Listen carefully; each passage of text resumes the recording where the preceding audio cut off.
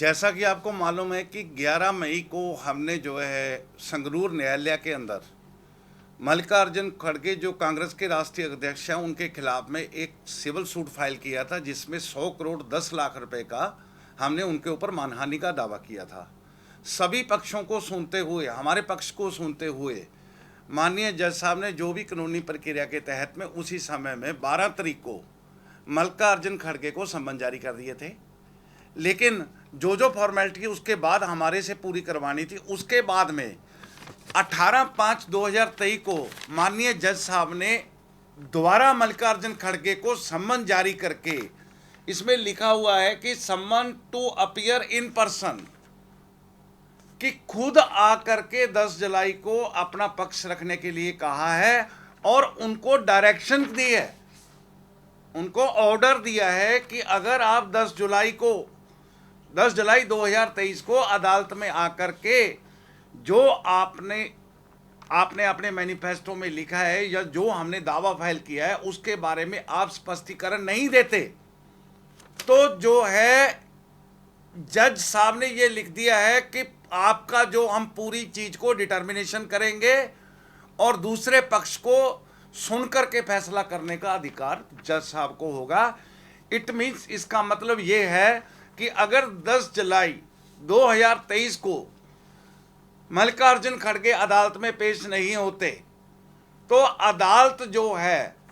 हमारे पक्ष को सुनते हुए, हमारे एविडेंस को देखते हुए जो भी डिसीजन लेगा, लेकिन इनको जो है कि उसमें एक्स पार्टी किया जाएगा। दूसरा, हमने कुछ दिन पहले कोर्ट की प्रक्रिया के तहत में जो हमारी धार्मिक और सामाजिक भावनाएं आहत हुई हैं,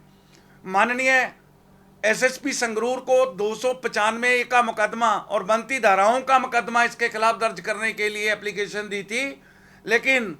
अभी तक पुलिस की तरफ से कोई कार्रवाई नहीं हुई। सीधा से सीधा हमें यह दिखाई दे रहा है कि जो जिला पुलिस, संगरूर जिला पुलिस है, ये कहीं ना कहीं किसी राजनीतिक दबाव के अंदर में पर्चा दर्ज नहीं करना चाहती। अगर इसी तरह का कोई काम किसी हिंदू लीडर ने किया होता या किसी दूसरे लीडर ने किया होता तो तुरंत उसके ऊपर में पर्चा लॉन्च करके उसको तुरंत जेल में डाल दिया जाता। लेकिन खड़गे के साथ में संगरूर पुलिस का जो सॉफ्ट कॉर्नर है, अगर पुलिस इसके ऊपर कार्रवाई नहीं करती तो उसके लिए भी हम न्यायालय में जाएंगे और न्यायालय से हम ऑर्डर कराएंगे कि इसको 295A का पर्चा इसके ऊपर दर्ज किया जाए। और आप चैनलों के माध्यम से हम ये भी कहेंगे कि आने वाले दिनों में हम इसके ऊपर में क्रिमिनल सूट भी फाइल कराएंगे और इसकी संसद सदस्यता भी रद्द करवाएंगे। क्या मामला क्या था जिसको लेकर आप कोर्ट गए और एफआईआर दर्ज करने की बात कर रहे हो? मामला चुनावी मैनिफेस्टो में